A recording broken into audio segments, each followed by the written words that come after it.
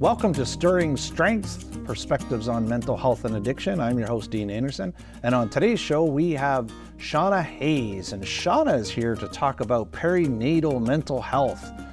Thanks for being on the show. Yeah, happy to be here. Thanks for having me. Really appreciate having you here. This is something we've never really talked about before. Yeah. And it's something that is obviously affects almost everyone in some way, shape, or form, but the conversation doesn't seem to be had as frequently as we would like. So you had reached out to me and said that you wanted to share some of your own experience. So I would love if you could just, tell us some of why you wanted to be on the show today. Sure. So a big kind of part of why I've been talking about perinatal mental health is when I was pregnant with my daughter. So I have a history of depression, ADHD, and anxiety. And when I was pregnant with my daughter, it just got, my depression got just out of control, and I couldn't get it back into control. And I really, really struggled to the point where my husband and I kind of talked about it before I even gave birth, while I was still pregnant. And we said, this is our last. We're not having another one. I'm not being pregnant again. And I found it really hard to get the care that I needed. So for example, there was one time, I was having a mental health crisis, while I was driving. And I kind of recognized that I was, not safe to be behind the wheel. So I pulled over, called my husband, and I was obviously visibly distraught because somebody driving by called a wellness check for me. So police came up and took me to the emergency room. This was in St. Thomas. So they took me to the hospital. And from there, I got referred to a psychiatrist, which is great. That's what they needed to do. But the psychiatrist refused to adjust my meds because I was pregnant. And I kind of went, but I'm struggling because I'm pregnant. So, why can't you treat me with anything? Right. And there are medications that are, there's a whole safety discussion about testing meds on pregnant people and the ethics behind that. But there's a lot of data for a lot of meds that they've collected just by surveying, did somebody choose to take this med during pregnancy? And if so, what happened? The meds that I was on at the time, when I got pregnant, I was already on some meds, and I spoke to my nurse practitioner and my doctor, and they said, there's been survey and data collection on this med, and most of the side effects that they've observed are also the side effects of just uncontrolled depression, like low birth weight and stuff like that. And so they said, just keep taking it. I'm not even sure if we even changed my dose at that point. But when I was struggling, the psychiatrist wouldn't do anything, wouldn't adjust my meds, up or down. And I spoke to my doctor about it as well, my family doctor, and he kind of said the same thing. We really don't like to adjust your meds while you're pregnant. I had asked about postpartum depression because I only knew about postpartum depression. I didn't know that you can have mental health struggles specifically related to pregnancy. I thought it was only postpartum. So I'd asked him about it, and he was like, oh, well, until you're postpartum and you're struggling, we can't really do anything for you. And so those two experiences really kind of shaped my advocacy in this space. Because just because I'm pregnant doesn't mean I don't deserve care. It doesn't mean that I'm not a human being. And it can be really hard being pregnant is hard in the first place. Sure. And then if you're also struggling with mental health on top of that, like it's impossible, right? And then you have people who say, well, we can't treat you because it might hurt your baby. Okay. But if I'm hurt, that still hurts my baby. Yeah. Right. So it's like we got to change something about that. Sure. Eventually, I was talking to a friend of mine who happened to be a physician herself. And she said, the way that they're treating you is ludicrous. I'm going to put in a referral to this psychiatrist who specializes in perinatal mental health. Yeah. I went to him and he adjusted my meds in the first visit. Okay. Like 10 minutes in, he was like, okay, I'm going to do this. I'm going to do this. And then after that, it was bearable. It still wasn't amazing. Like it wasn't perfect, but it was livable. Sure. Right. And actually my prenatal depression was so bad, so hard that I only recently, now I gave birth 6 years ago, I only recently realized that I probably also had postpartum depression, but I felt so much better than I did when I was pregnant that I thought I was better. The contrast, yeah. Right. It was like a -10 to a -5. And I was like, oh my gosh, I'm like 5 points ahead. Yeah. But then I was looking back on it and I was like, oh wait, no, I think I actually did have postpartum depression. And I mentioned it to my husband and he was like, I have always just understood that you did. And I was like, well, why didn't you tell me? But yeah, so that experience has really shaped my presence kind of in the perinatal area. Okay. It's the reason that I became a doula, to support people who are going through that kind of thing, because the meds are great and please take them if you need them. But there's also a lot of stuff that you can do outside of a doctor's visit. Sure. Before we get into that, I have tons of questions. You just gave me all this information and I've got a whole bunch of stuff. So I would love to talk about, maybe in the second segment, some of the things that we can apply and put that in place. Of course. I want to talk more about the identification and the things that you noticed, or, if we were talking to people at home, how would they recognize that these things are coming, or prevention? And then we could talk some more about early warning signs. So you had said at the beginning of that, you were talking about, having depression prior to being pregnant, and then perinatal being was different. So I'm curious, because I recognize that there's so many different areas. So let's say, just for one example, body image. Right. So there's all these different things. So what are some of the things that we recognize the difference between regular depression and new and improved depression? What? How do you know the difference? So that's a great question. So for me, it felt really different in the sense that different things were affecting me. Okay.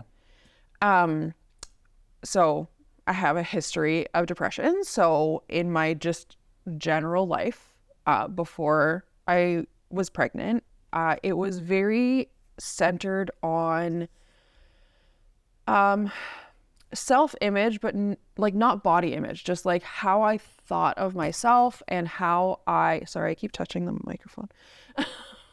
How I thought about kind of how I was showing up in the world. And I felt like I wasn't good enough, and I felt like I wasn't ever really achieving what I wanted to do. And that kind of stuff really weighed heavily on me before.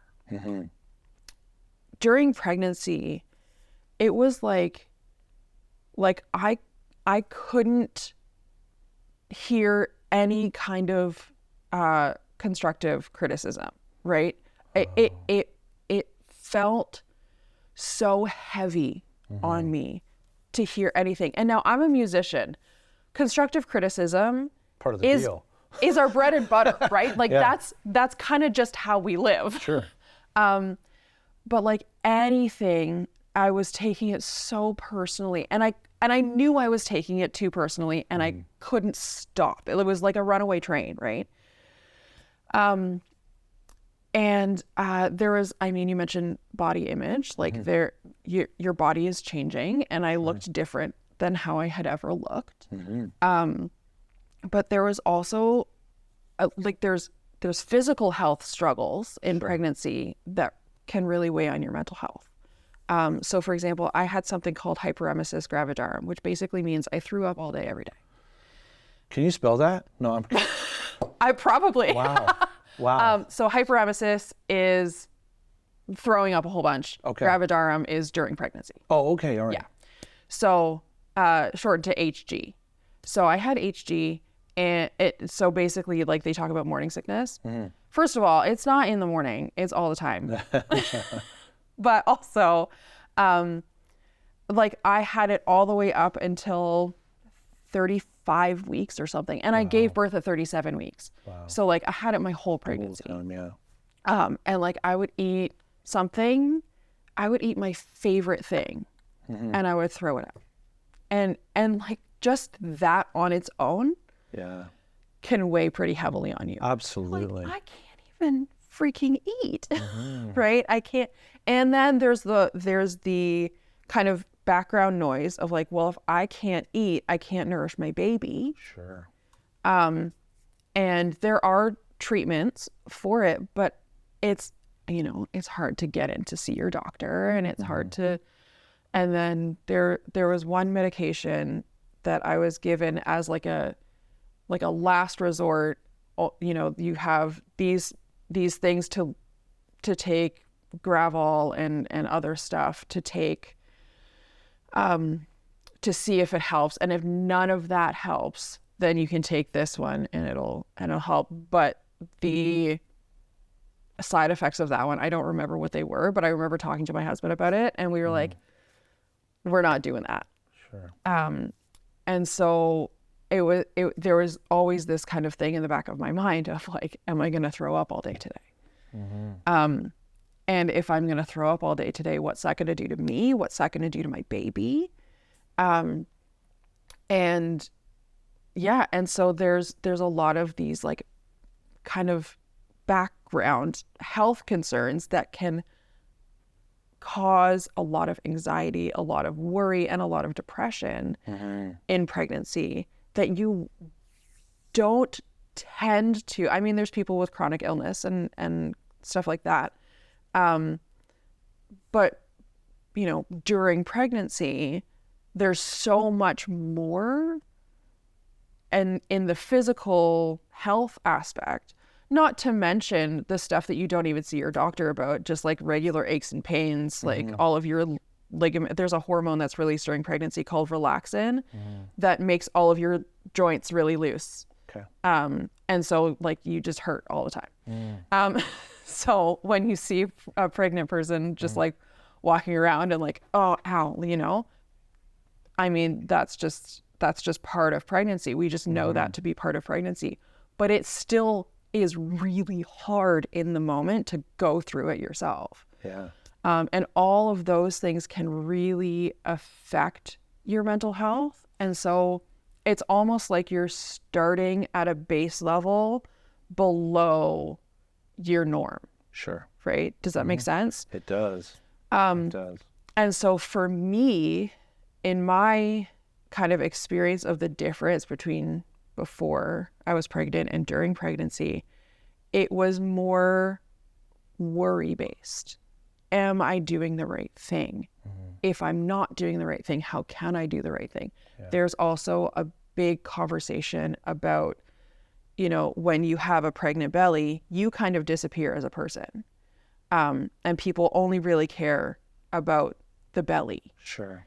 And that can be really, really hard. Sure. So a sense of a little bit of a loss of identity. Yeah. And you feel kind of invisible. I can see that. I can see that. We'll talk more about that right after this break. Okay. And though we have lots more to talk about, lots more questions from me. We'll be right back with Seanna Hayes on Stirring Strength right after this break. Welcome back to Stirring Strength. We're talking to Seanna Hayes, and Seanna is being very vulnerable and sharing some really serious, in-depth stuff with us, and I appreciate your vulnerability. We were talking earlier about a little bit of a loss of identity and how we, the depression and all those things that come from, and we don't have a lot of time to get to all these topics, but there's one thing that I recognize, and from my own personal experience as a parent, I recognize going into parenthood with having some depression myself, I noticed that I wanted to create a measurement to myself versus what a good parent is, and that was another part of the process. And I can see that, even just the look on your face right now tells me that's a real thing for you. Yes. Can you share a little bit on that? Yeah. So I see that also a lot in my work. It's very, very common to kind of go into parenthood. I mean, you love this tiny little human that just emerged from yourself or your partner or a surrogate or whoever, but has come into your home and come into your life as part of your family. And you want so badly to do everything right. But we're human. And we don't have a lot of the supports that we probably should have as human beings. And I mean, I could go on a whole different rant about the structure of individualism and and all of that. Of course, yeah. And not really having a village anymore. Yeah. But you want so badly to do right by this brand new human who you love with all your heart. Of course. And by the way, just as an aside, even if you don't bond with that baby right away, that does not say anything about your abilities as a parent. It does not say anything about how much you love your baby. And I think that that's a really important message that I really try to drive home. It's a really big part of postpartum. Yes. Okay. Like I said, I had postpartum depression, and it took me a while to bond with my baby. But now she's 6 and we're best friends. Cool. So, just I wanted to get that kind of out there. But yeah, like you want so badly to do the right thing, and it's really hard to do the right thing, and it's really hard also to know what the right thing is. Of course. A lot of the time, because you have social media, you have, influencers telling you what they do, which maybe that works for them. That's great. You're a different person. Yeah. You're not raising their babies. Yeah. You're raising your own. We're in the age of information, but it's also information overload. 100%. So we don't know how to sort through 100%. Right. And there are some influencers that I really appreciate, but it's really hard to parse through who do I want to listen to and who do I think is full of it, right? There's also pressure from older generations to do things the way that they did them. And I had some of that experience where people in my family were saying, oh, well, we did it this way and you guys turned out fine. And I was like, that's great. Love that for you. Not judging you, but I have a right to make my own decision. Of course. And also, and I said this to a couple people, I'm not you, she's not me. So I'm not raising me, I'm raising someone else. And so what worked when I was a kid, when I was a baby, we don't know if that's going to work with her, except I do know whether or not that's going to work because I've tried it and it doesn't. So I'm trying something else. Let me try something else, right? Kind of. So we need sort of this this balance between, I'm here to support you and I want to help you and I want to give you the information that helped me, but also I want to allow you the space to come into your own as a parent. I'm hearing that, and And what I see is there's a very primal process of passing down parenthood over and over 100%. And over again, but it's certainly much different in today's time than it was 100,000 years ago, where you just got the berries and you got the thing and you got 100%. And you foraged and you that, and then the parenting is the same for generations and generations. Sure. So we're hardwired to do that. 100%. But the way my kids are parented versus their kids are going to be versus the way I was, 100%. The landscape is changing so quickly. It's just not the same. And the safety recommendations, that's the thing that a lot of new parents come into conflict with their parents or their grandparents, is the safety recommendations are changed now. Sure. So when I was a baby, you could put me in the crib with a blanket covering my face. Right? Yeah. You know? Yeah. But now... And a pair of scissors. Yeah, right? Here, have your ginormous stuffy that you're definitely going to...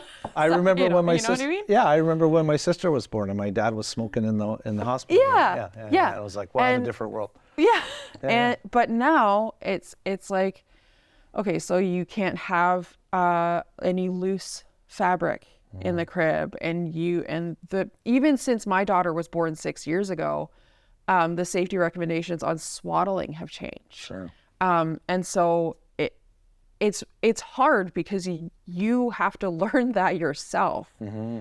You don't have a parent or a grandparent or aunts and uncles, or even sometimes like brothers and sisters who have gone through this recently and know all about it and can tell you.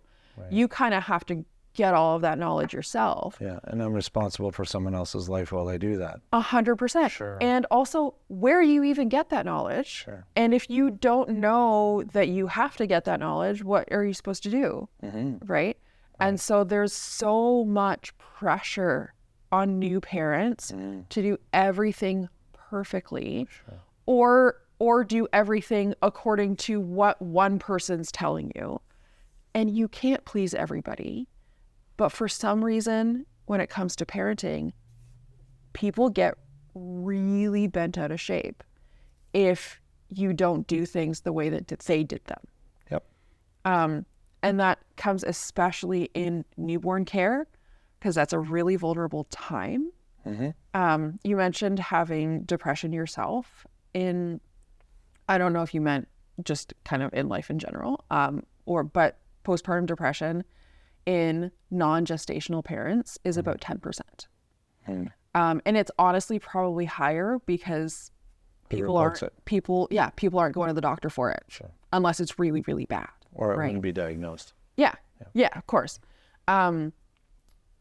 So it's probably more than 10% of non-gestational parents will experience postpartum depression. The number one risk factor for that is if their partner has postpartum depression. Oh, okay. So, for example, if your partner had postpartum depression and I was around, I would say to you, I want you to make sure that you look after yourself as well. Don't burn yourself out taking care of everybody else. Make sure that you have the supports that you need.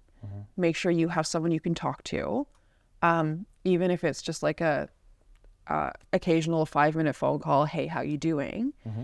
But yeah, there's so much pressure, and it's really hard. It's impossible to live up to all of it.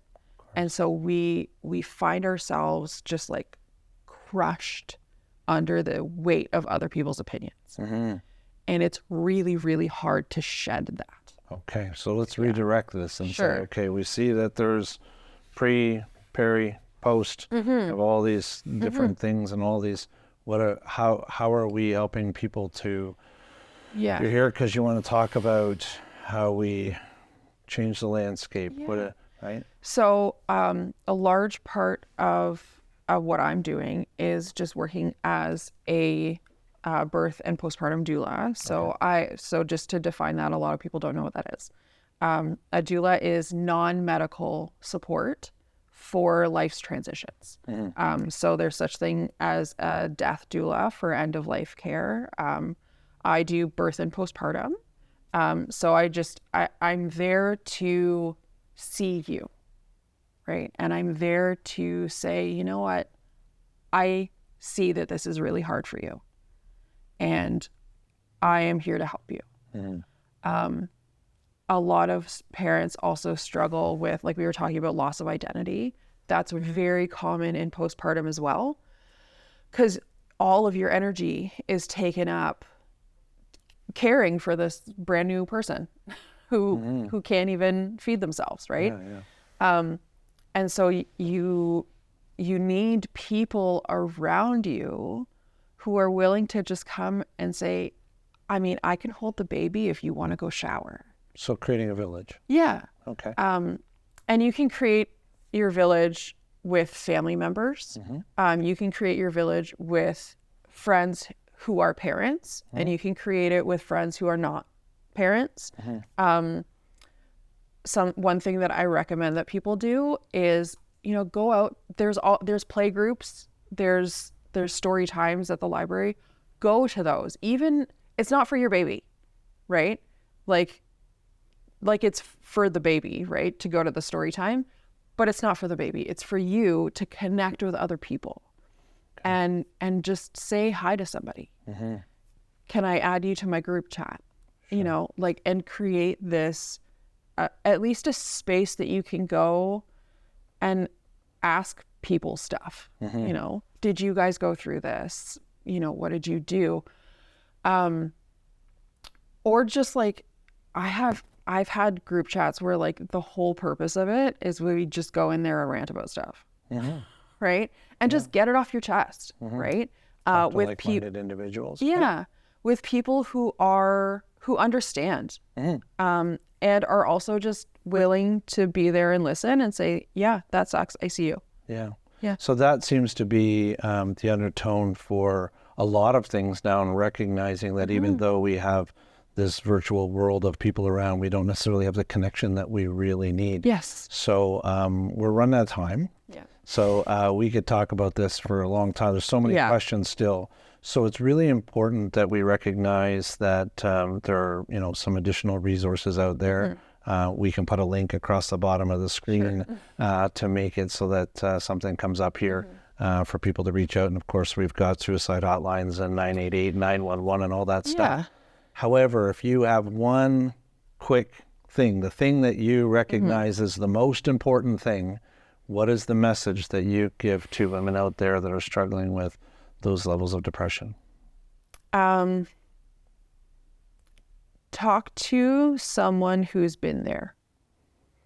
Cool. And it might take you a minute to find that person, mm-hmm. but just keep trying. Mm-hmm. Keep trying to find someone mm-hmm. who's been there, and reach out and have a conversation. Awesome. Yeah. Yeah. We need much connection. Yeah. Yeah. Great. Thanks for being on the show, Seanna. I appreciate you for having me. Thank you for watching Stirring Strength, and we'll talk to you next time.